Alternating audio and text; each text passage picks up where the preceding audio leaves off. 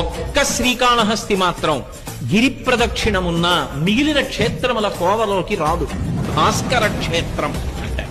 అందరం పితృదేవతలు ఉత్తీర్ణులు కావాలన్నా, దేవతానుగ్రహం కలగాలన్నా, లోకములు శాంతి పొందాలన్నా, గ్రహములు శాంతి పొందాలన్నా పరమ ప్రమాణంగా ఏ కాలాన్ని తీసుకుంటామంటే సూర్యుడు ఉత్తరాయణంలో ప్రవేశించినటువంటి కాలాన్ని ఉత్తరాయణ పుణ్యకాలమని కొలిచి ఉత్తరాయణ పుణ్యకాలంలో దానాలు పూజలు అవి విశేషంగా చేస్తారు.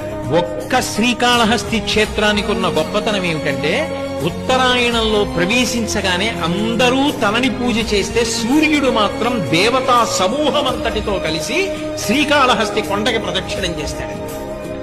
అలా ఎక్కడైనా సూర్యుడు ప్రదక్షిణం చేస్తే పర్వంలో దాన్ని భాస్కర క్షేత్రం అంటారు. ప్రదక్షిణాలు కాని చెయ్యగలిగితే అటువంటి వాడు జన్మ రాహిత్యానికి కూడా వెళ్ళిపోతాడు.